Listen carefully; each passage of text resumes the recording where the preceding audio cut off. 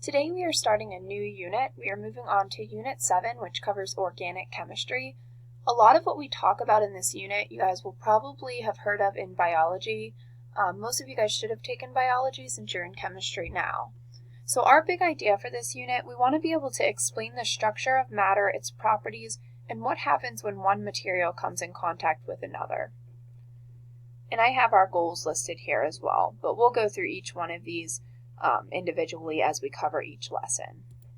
Our first lesson is split into two parts. We'll have one video today and one video tomorrow.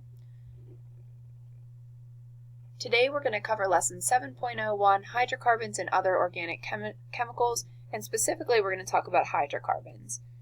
Our essential question for this lesson is, what are hydrocarbons and why are they so important in your everyday life? And our goal for today is that we want to be able to compare different bonding structures of hydrocarbons. Tomorrow we will do this goal right here. Here's our mastery map for this lesson. So we have carbon compounds, which are just compounds that have the element carbon in them. They are also known as organic compounds. So organic compounds are just anything that has carbon in it. One specific type is called hydrocarbons, and that's what we're going to talk about today. And hydrocarbons contain only carbon and hydrogen. So before we can talk about hydrocarbons, we want to first talk about carbon. Carbon is the most versatile element because it has 4 electrons available for bonding. So it can form single bonds, double bonds, and triple bonds. It can bond with 2, 3, or 4 different or the same types of elements. So it is extremely versatile. In this specific lesson, we'll be talking mostly about carbon bonded to hydrogen. We'll see some other elements as well, but most of the structures that we talk about, especially today, will be hydrocarbons. This slide right here is kind of like the meat and potatoes of our lesson. It kind of has everything spelled out for you. So, like I said, atoms can form single, double, or triple bonds with themselves or other atoms. Carbon's extremely versatile because it has 4 valence electrons. And specifically, hydrocarbons are covalent compounds made from mostly carbon and hydrogen. Specifically, there are 3 types of hydrocarbons that we'll talk about: alkanes, alkenes, and alkynes. And they all sound alike, but they're all different from each other. So alkanes contain only single bonds. So you'll just see single lines like this. There won't be any double or triple bonds. Their generic chemical, there's the biology coming out.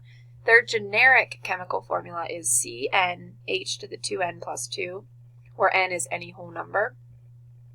And their names end in ane. So you might think of things like methane or pentane, those types of names. Alkenes contain at least 1 double bond. Now they can also have single bonds in them, but they have to contain at least 1 double bond.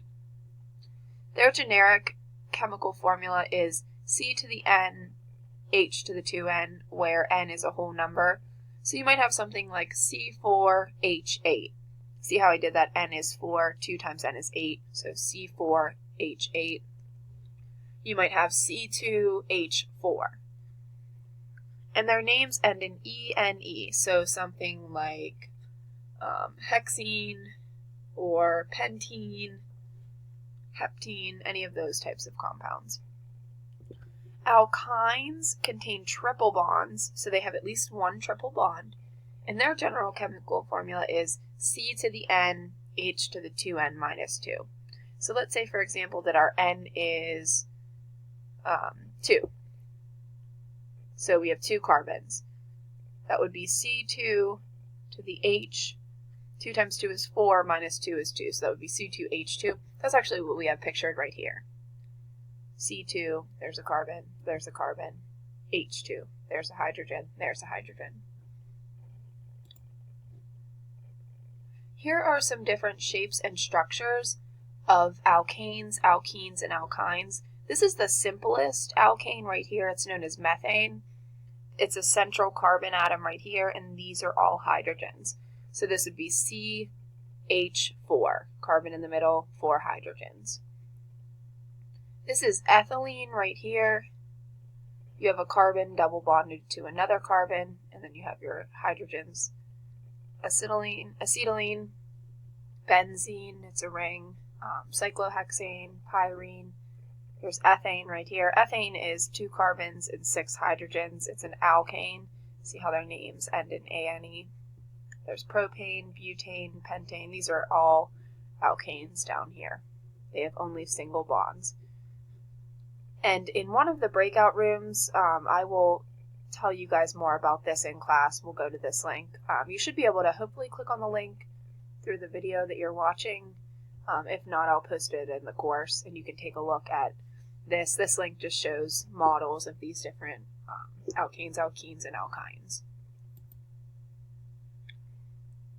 This slide goes into a little bit about rules for naming hydrocarbons. Now, whenever we're naming hydrocarbons, the prefix indicates the number of carbons, and the suffix, like I just taught you guys, indicates the type of bonds present in the molecule. So ane means all single bonds, ene means at least 1 double bond, and yne means at least 1 triple bond. So if we have, let's say, 6 carbons that are composed of only single bonds would be called hexane. 6 carbons that are composed of only, or of at least 1 double bond would be called hexene. Hexyne would be if you had triple bonds. So prefix is number of carbons, meth is 1, eth is 2, prop 3, but 4, and so on. And then they end in ane if they only have single bonds, ene if they have double bonds, ine if they have triple bonds. You also have cyclic hydrocarbons. Those are just hydrocarbons that are arranged in a circle. The 2 main kinds, if you just have a typical cyclic hydrocarbon, it's just going to have single bonds. If it's an aromatic hydrocarbon, it'll have alternating double and single bonds. So that's this one down here. You can see there's a single bond, then a double, then a single, then a double, then a single, then a double. And an example of that is benzene. These typically smell. They have very distinct odors to them.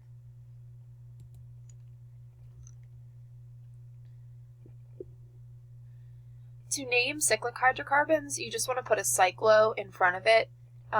With methane, you obviously can't have cyclomethane because it only has 1 carbon. There's nothing to form a ring. So the one that you start with is cyclopropane. This is an extremely unstable cyclic hydrocarbon, but it can exist. It will just only exist for a very, very small amount of time because there's so much strain to keep these carbons attached like this that it doesn't really exist for very long at all. So if you have propane that's arranged in this cyclical fashion, you call it cyclopropane. So you basically just put a cyclo in the head of it.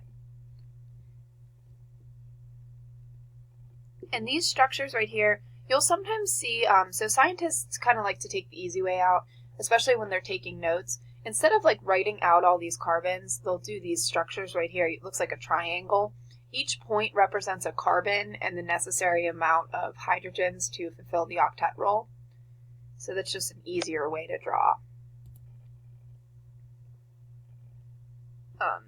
Aromatic hydrocarbons, like I told you, they have alternating single and double bonds. So here's a structure over here.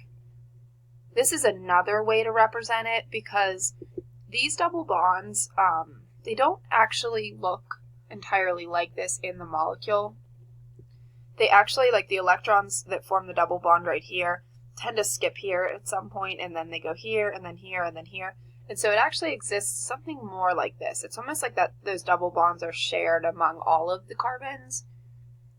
This goes a little bit beyond the scope of this class, but I did want to show that to you. So if you see a circle like this, it means that the double bonds are alternating. So these are just 3 different ways to represent benzene, which is a 6-carbon cyclic compound with alternating single and double bonds.